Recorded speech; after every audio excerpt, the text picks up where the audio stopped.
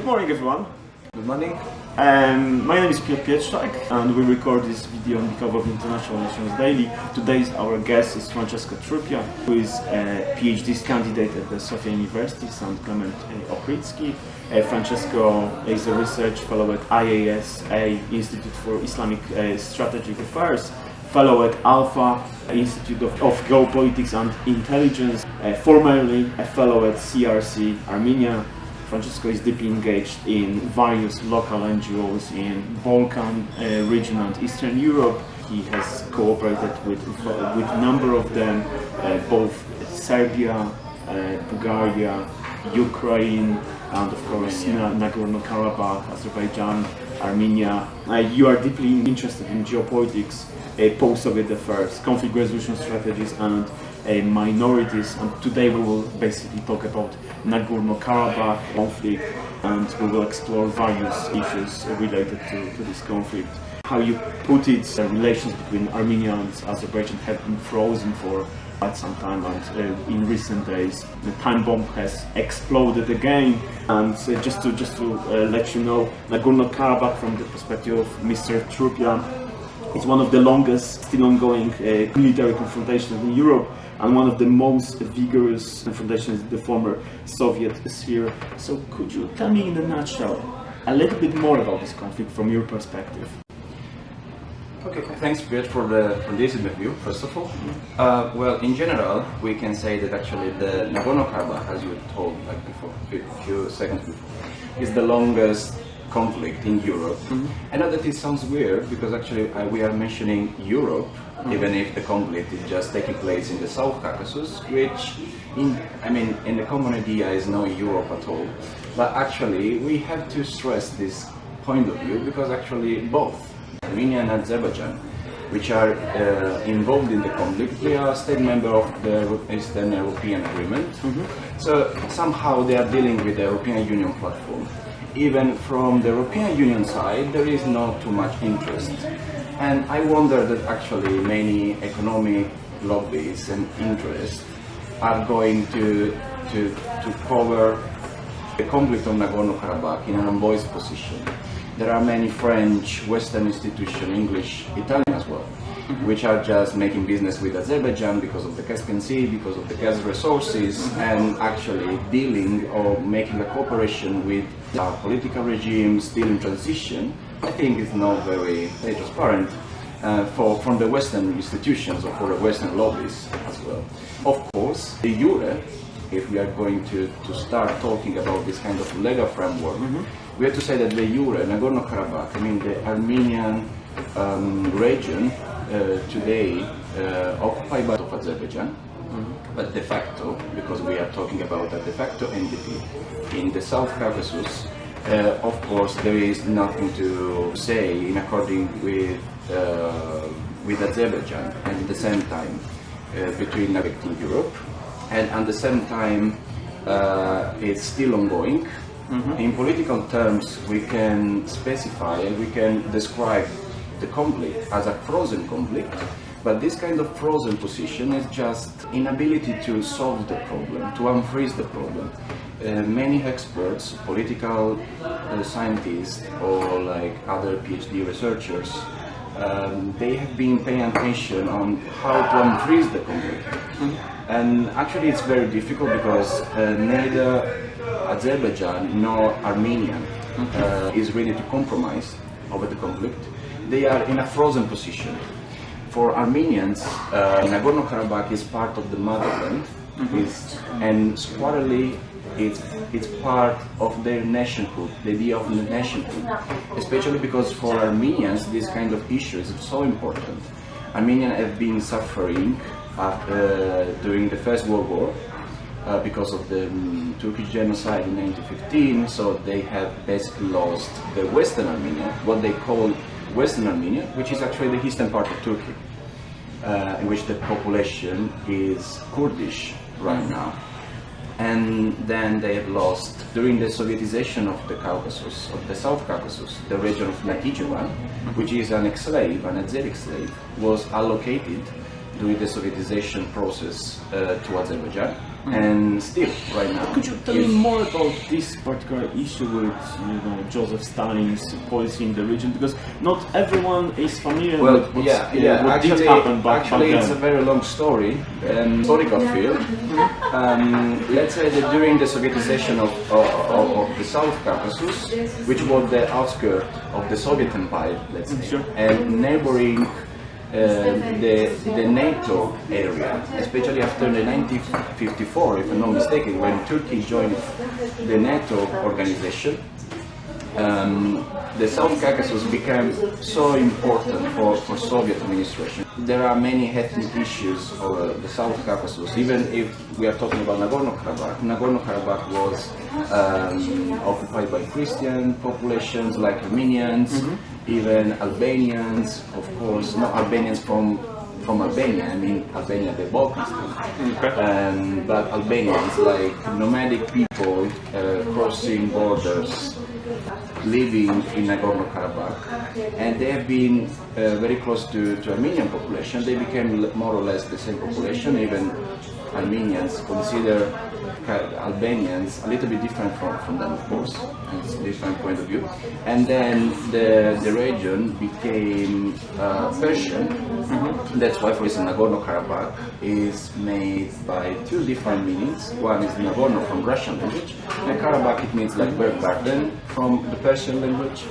And Nagorno Karabakh was allocated to Azerbaijan. It was just a win-win strategy for the Soviet administration in order to take control more and more of the administration, and even the person who were in charge of this kind of discussion in the South Caucasus between Armenians and Azerbaijan. They were just trying to make in a peaceful position, the Nagorno Karabakh Oblast in order to control. Naturally, history plays a great role in situations like that. It's a major source of disagreements between countries. We can see this situation in Syria, in Ukraine, in Yemen or Egypt. The different ethnic groups don't tend to live peacefully with each other for various of reasons. But what interests me deeply is the question: how come the conflict, which was basically frozen for 20-25 years, has now broke out? It's like in August we saw the massive outbreak of the conflict, and that happened out of nowhere. What's your intake on this situation? Actually, I think you are wrong when you are saying that Nagorno Karabakh was a frozen conflict. It was just a frozen because there is no way how to make Armenia and Azerbaijan in a position to compromise between each other and to understand what exactly is going on and how to unfreeze the conflict. There are many strategies, but actually all of them have been failing when they try to be applied over the region. So actually, I'm turning your position of frozen conflict into a new idea of the conflict, like a frozen relationship between Armenia and Azerbaijan. So it was not frozen at all. What I mean, that there is a difference between 1988, 1994, and 1994 until 2016. Well, in 1994 there was the ceasefire agreement in Bishkek. In which basically Armenia and Azerbaijan decided to stop fighting each other. But of course, right now there is a war. The war is still ongoing, especially after the 1994. There have been violations of the ceasefire agreement from both sides. I don't want to say that actually there is just Azerbaijan with just violating the ceasefire agreement. Armenians as well, in order to protect their motherland. They are living in this idea of protection of the motherland, of the idea of nationhood, and there are line of contacts, which means that actually there are military positions in which Armenian soldiers and Azerbaijani soldiers, they face each other in order to understand if something's going wrong, and they are ready to fight. And over the last years, especially in 2016, early April 2016, there was a huge and a massive violation from Azerbaijan side, of course, in the northeastern part of the region, in the village of Aprile, for instance, in which there have been taking place many human rights violations. Of course, there was a reaction from the Armenian side, and that's why in the conflict, in the history of the conflict over Nagorno Karabakh, this kind of escalation is called the Second War, because after the 1994, after the 2 years of war between 92 and 94, after the Bishkek agreement, for sure it was the highest and the worst situation in Nagorno Karabakh. That's why actually there is a new kind of reimaging the war, because the war is still ongoing, and the escalation in 2016, early April 2016, shows that actually Azerbaijan is ready to attack Nagorno Karabakh, and of course Armenians are ready to defend. So what has triggered that? Well, there are many opinions, many ideas about who pushed the button in order to restart. Who pushed the button? Who pushed the button. It was a perfect time for Azerbaijan to turn public attention to Nagorno Karabakh. Francesco, tell me a little bit about the region itself, because we have this perception that something might unfold. There is a ticking bomb waiting to basically explode. We have Georgia and Russia with very tense relations. We have Armenia, Turkey. We have Azerbaijan and Armenia. In the very close neighborhood there is Iraq, Syria, and various jihadist movements in the region. Can you tell me, how do you perceive the region? What might happen in this region in the forthcoming years? The South Caucasus is one of the most interesting regions if you're going to study international relations, because actually you can understand the region as one of the most important part for further cooperation between Europe and the South Caucasus, or even the South Caucasus and the Middle East. Basically, we have three de facto entities. Two of them are in Georgia, South Ossetia and Abkhazia, in which Russia, of course, is playing a very important role. And of course, we have the Nagorno Karabakh. At the same time, we have the issue with Nakhichevan, which is an enclave, an Azeri enclave. Of course, Armenians have been campaigning a lot in order to reallocate Nakhichevan to Armenia. Sure. And of course, we have a very interesting relationship between Turkey and Armenia. What do I mean? I mean that actually there are a reconciliation process between Turkey and Armenia, but of course, once again, neither Armenian nor Turkish is ready to compromise about a very important issue, which is the issue of the genocide.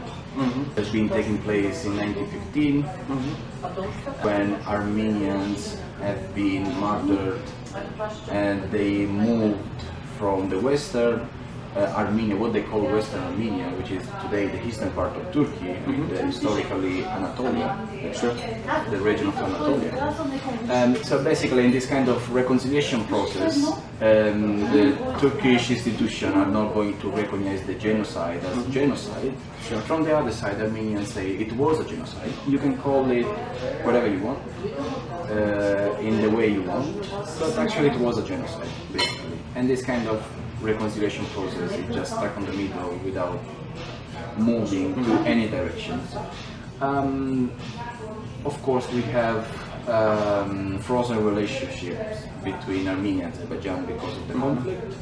We have economic cooperations between Azerbaijan and Georgia because of the gas pipelines, like the DAP. Supported by EU very strongly. Exactly. Which is not very welcomed in Moscow. President Putin is not seeing it as a great, friendly move from the perspective of Brussels, but well, that's totally different matter. Yeah, it's a different matter, and sometimes, you know, I mean, the European effort on the construction of the gas pipeline, it was just the second choice of the European Union after the project of the South Stream here in the Balkans. Because of the section against Russia, they moved the economic interest from the Balkans to the South Caucasus in order to get involved with Azerbaijan, from the gas energies from the Caspian Sea. And once again, having a look at the region, so we have frozen relationships between Turkey and Armenia, frozen relationships between Armenia and Azerbaijan. We have new relationship between Turkey and Georgia, and in turn between Georgia and Azerbaijan because of the gas pipelines and for the projects. And at the same time, we have a good relationship between Armenians and Georgians, of course, between Georgia and Armenia. Because of the relationships Georgia is having with Azerbaijan and Turkey, Armenia is not very very happy about it, let's say. That's very dynamic relations, basically. It's very dynamic because in turn, Armenia is very close to Russia, of course. And these kind of relationships are not going to take consideration Georgia, because Georgia has something to do with Russia because of the region of Abkhazia and South Ossetia. So, you know, it's a very difficult situation in the South Caucasus because of the de facto entities in which there are conflicts still ongoing, because the diplomatic relationships between the three Caucasian republics are not very good, and they are not going to step forward. If something is going to change actually over the region, I think it's going to change toward a very worse situation.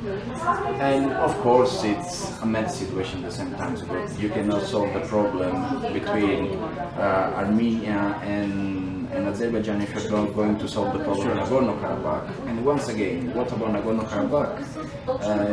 Shall we recognize Nagorno Karabakh as state? And what is Azerbaijan thinking about this kind of situation? Of course, Azerbaijan is not ready to compromise about the situation of Nagorno Karabakh.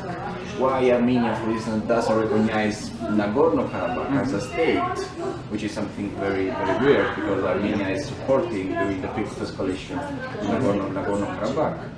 The Nagorno Karabakh region, because of course in Nagorno Karabakh just Armenians are living over there, and Georgia is not just very carefully trying to control its position over the conflict, because on one hand Georgia doesn't want to destroy the economic interest with Azerbaijan.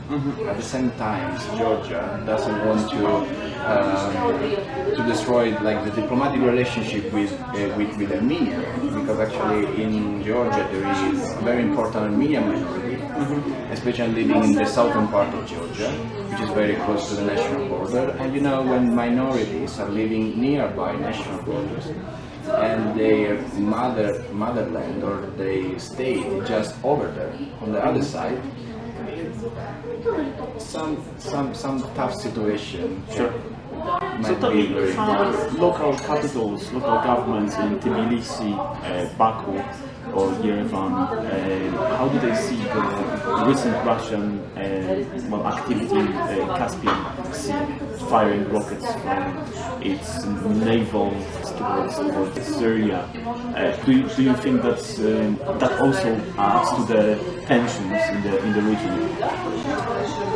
Well, right now there are, for instance, if you are going to speak about the conflict in Syria and the position of Russia over the conflict in Syria, because of the war, there are many Armenian Syrians who are just escaping from Syria, and they are going to Armenia. Some of them went to Nagorno Karabakh region, because you know, here once again, Nagorno Karabakh is part of the idea of Armenians, and for them it's just the motherland, so it doesn't matter if there is a conflict with Azerbaijan. It's a dangerous, let's say, a dangerous region.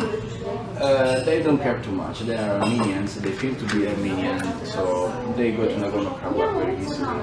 And of course, Armenian forces, they control the Latin corridor, which is the corridor in geographical term which connect Nagorno Karabakh, the enclave of the former Soviet enclave of Karabakh with Armenia. And what we, according to the Jure jurisdiction, we call Armenian. So, of course, Georgians had some issue with Russia, with the Russians, because of the conflicts in Abkhazia and in South Ossetia, and Armenians, but of course they are former Soviet countries, so let's say that society is mostly bilingual. They speak, for instance, Russian, which is a very important cultural issue. Of course. And Armenians, they used to speak Russian very easily. It's a problem in Georgia because, you know, because of the war, because of the position of Russia. Of course, once again, history. We have to remember that actually Stalin was Georgian. Of course. And Georgians have been suffering the most. Yes. During his rule. Yeah, it's a mad situation. So, you know, one of the father of the Soviet Union was Joseph Stalin, and at the same time he was Georgian. And it's not like Khrushchev who given Crimea to Ukraine. Stalin was a little bit more nastier to Georgian. Yeah. But leave it aside. I know that you've been living in Nagorno Karabakh when you were a researcher, basically at CRC Armenia. You had a first-hand experience with living in the conflict zone. Could you tell me more about your experiences from that region? Could you tell me about experiences of local people? How do you perceive it? Of course, when you are like going to Nagorno Karabakh, I mean, there is no war everywhere. I mean, it's you feel to be safe in Nagorno Karabakh. Yeah. Even when you hear the gunshots and Well, you should go like in Stepanakert, the de facto capital of Nagorno Karabakh, the Republic of Artsakh. I mean, there is no war. I mean, you can understand this recollection of the idea of war almost everywhere. Sure. I remember I've been there after the escalation of early April in 2016, and there was this strange celebration of the 9th May, which is the day of the victory. Sure. And it's celebrated because, of course, we're talking about the former Soviet region. And I remember there was a place in the main square of Stepanakert, which there was an exhibition of pictures from the line of contacts. And the exhibition were just trying to combine the view of the first war between 1992 and 1994 with the second war, which took place in early April 2016. Sure. And this kind of recollection, how to say, this kind of idea of the war and fighting for the motherland and going to the line of contact in order to defend your motherland is totally present in the Armenian consciousness. Sure. You know, fighting for Nagorno Karabakh is a part of the Armenianness, which is a term used in the constitution of Armenia. They have the idea of Armenianness. And it's very interesting actually, because you can understand easily if a person is Armenian from the surname, for instance, because they have the suffix "yan." But that's very common in Eastern Europe. Yeah, but actually, you know, in the Armenian background, because of the past, because they have to defend their community, they are living in this communitarian cycle. Sure. So to be Armenian means that you have to do something for your you need to be motherland. ready to And to do defend your and country. yeah, exactly. But exactly. similar approach you can see in Israel or It's a in little- Lebanon as well. I think- So there I think is this- you can connect the dots between For instance, investigators. there have been some attempts by political experts or political thinkers to connect Nagorno Karabakh, the situation in Nagorno Karabakh, with Kosovo. Sure. You know, because Kosovo was part of Serbia. I mean, it was like in the Yugoslavia. Of course. And Until like 1999. the Soviet administration of Nagorno Karabakh. Then there was the war. So there was the Kosovo takeover. So the region of Kosovo became a state. Actually, it's a recognized state. Well, by George W. Bush, I think that was his last executive Yes, order. I'm not going to in details with the Kosovo and the Kosovo war, but at the same time, you know, there was something. But I think it's different. It's a unique case. When you're talking about Nagorno Karabakh, it's something different. You have to understand first of all what exactly went wrong with two populations which have been sharing the everyday life during the Soviet administration, and then something went wrong. And speaking in political terms, you have to understand that actually, of course, Armenia and Azerbaijan, they are not ready to compromise over the region. They are just stuck in the middle, in their position.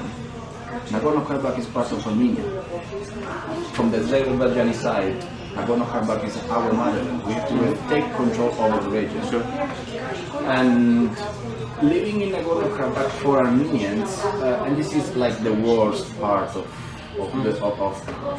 your studying, if you're going to study Nagorno Karabakh, is that actually Armenians, they are living under the pressure of the war without having an idea how to live peacefully far away from the war.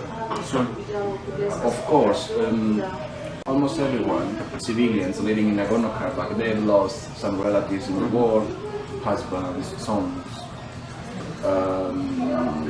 even like some civilians who are living nearby the line of contact, like the village of Talish, or from the Azerbaijani side, like the village of Tartar, or I mean, there are civilians living alongside the line of contacts, and it's the war in Nagorno Karabakh. It's not just a military operation. It's going to shape a national identity. That's why, for instance, if you take a look at the last presidents of Armenia, you can understand very easily that actually every president of Armenia was born in Stepanakert, for instance, in Nagorno Karabakh. They have been fighting, and they are squarely connected each other. And even in Azerbaijan, the Eli family, for instance, is coming from Nakhichevan, which is the ex-slave allocated to Azerbaijan, but there is no connection between Nakhichevan and Azerbaijan. So people living, I mean Azerbaijanis living in Nakhichevan, in order to get Azerbaijan, they have to go to Turkey in order to avoid Armenian, and then go up to Georgia and go down to Azerbaijan, or they have to go like from the south part, like from Nakhichevan to Iran, and then going up to Azerbaijan. I found it quite interesting when I was reading your recent article about the study group which you conducted, basically about Azeri and Armenian men or women responding to the question whether you are keen to marry the Armenian or Azerbaijani counterpart, basically, and the response was quite negative. Could you elaborate on that one? Like 95% of the people, yeah. Okay, when I was mentioning the fact that actually we have to speak up about Nagorno Karabakh, but not like in terms of frozen conflict, because the conflict is not frozen at all. Actually, there are violation of the ceasefire agreement. They were married. They were this kind of multicultural families. Of course, during the Soviet time, Armenians had Azeri relatives and vice versa. But right now, and this is the problem of the national identity of Armenians and Azerbaijanis, they have, the younger generation, they have no experience in sharing the everyday life with others. That's why when the Caucasus Resource Research Institute has been conducting this research about like the role of the Daewoo in the South Caucasus, the answer was very, very negative. It means something more. I mean, not just about the marriage, but you had to go deeper and behind the marriage. It means that actually they hate There each is other. hostility. There is hostility, and they are not able to meet the other, to start living with the other, even to start dating with the other. In a very romantic way, let's say. But this is basically what I mean when there is a frozen relation between. When there is a frozen relationship between Armenians and Azerbaijanis, which is going to take place when the conflict will be over. Do you think that if similar study was conducted in Ukraine nowadays, this response would be similar? Well, once again, Nagorno Karabakh is a little bit different from the situation in Cyprus, in Ukraine right now. Of course, the conflict is going to shape National identity. National identity is going to play a very important role in the social life. That's why, for instance, That's out of the question, basically. I remember when you told me about the situation when you actually met a foreign tourist who was passing by through Nagorno Karabakh, and he didn't really know that there was a conflict going on. Can you tell me more about the situation again? When I was in Nagorno Karabakh, I was visiting the province of Hadrut, which is in the south part of Nagorno Karabakh. When I say to you that there is a lack of information about Nagorno Karabakh in Europe, you mean that basically. Exactly. And so I remember I was visiting one of the oldest church in the province of Aprile, and I was surprised to meet a German guy passing through Nagorno Karabakh cycling on his bicycle. On his bicycle from Iran to passing through Nagorno Karabakh in direction of Armenia. But he didn't realize that there is a war ongoing. He was not pretty sure about the situation of what was going on there. And even in that region was very, it was a safe place. If you're going to take the wrong direction and you're not going in the direction of the Panaket, for instance, but you're going to the other direction, and you're going to the direction of the line of contact, Obviously, something might happen to you. This kind of meeting I've had in Nagorno Karabakh made me in the position that, of course, we have to speak about Nagorno Karabakh because there is a lot of information. Even when you ask to some European, where is Nagorno Karabakh? Of course, he starts having a look at the map, but actually Nagorno Karabakh is not recognized, so it's not. If you are familiar with the region, of course, you can recognize. You say, okay, it's here, it's between Armenia and Azerbaijan, it's the Armenian region occupied by Armenian forces, about Armenian civilians, but at the same time, you are far away from this background, from these studies. You even don't know where is Armenia or Azerbaijan as well. So, and of course, it's a European issue because actually Armenia and Azerbaijan are state member of the Eastern European Agreement. So we have, because actually we have, the process of migrations. We have this enlargement of the European Union platform with 27 countries inside, and of course Armenia. Now 27 after Brexit. Okay. Yes, sure. After Brexit, yeah. And of course, when there is, it's very tricky to see how politicians are raising awareness among public opinion about like the Christian values sometimes. And you know, the first nation which adopted Christianity was Armenia. Of course, but no one in Europe is talking about the situation in Nagorno Karabakh. And when you know, when you and in the meantime, we are bombarded with the information from Iraq, from Syria, Exactly. and that's basically focuses people's attention towards this conflict.